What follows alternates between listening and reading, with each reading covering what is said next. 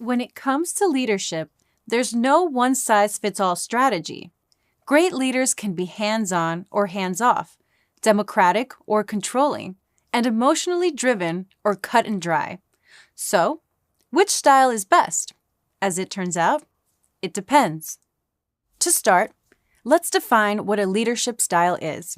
Simply put, it's a method for directing, motivating, and guiding others. Unlike traits, styles can change. And depending on your goals, team skills, and time constraints, different styles will work better than others. So what are some of the most common leadership styles, and when do they work best? 5 of the best-known frameworks include laissez-faire, democratic, autocratic, transformational, and transactional. Here's what each of those mean. First, laissez-faire is a hands-off approach where you give your team complete freedom. Your team sets their own timelines, workflows, and policies. And as a benefit, that can lead to higher job satisfaction and increased creativity. But for this style to work, your staff must be highly skilled and motivated. So, only stick to a laissez-faire technique if you're working with an organized group of self-directed high performers.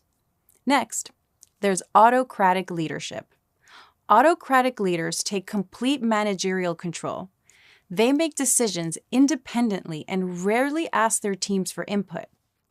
In times of crises, tight deadlines, or overall disorder, this is a great tactic. However, as a negative, an autocratic approach can instill fear and hostility, and if persistent, it can lower staff morale.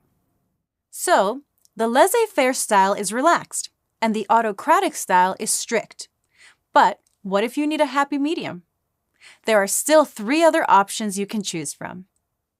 One possibility is a democratic approach, which allows your team to participate in the decision-making process. While you still have the final say, your team will have opportunities to contribute and share their thoughts. As a benefit, this framework can strengthen office relationships and help you develop creative solutions. If you're working with a skilled group of action-oriented performers, this style works well. But if your team is disorganized or working under a tight deadline, this approach can be ineffective. Fourth, there is transactional leadership. Taking a carrot-and-stick approach, transactional leaders reward good performance and reprimand poor performance. In the short term, this strategy is great for getting your group to complete a series of immediate tasks. However, as a downside, the framework doesn't cultivate much creativity or innovation. So, if you want to make significant organizational changes, it's not the right strategy. Finally, there's transformational leadership, which is an emotionally driven and future-conscious approach. Transformational leaders act as visionaries and inspire positive change by motivating their team to think outside the box. This style works best when encouraging productivity, innovation, and team engagement.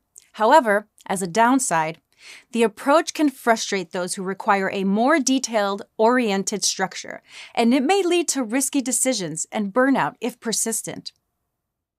As you've seen, each leadership style has its benefits and drawbacks. So, pay attention to your team. Think about what needs to get done, and keep an eye out for time constraints. Remember the 5 frameworks in your tool belt and choose wisely. Then you'll be better equipped to manage your organization, your team, and the task at hand.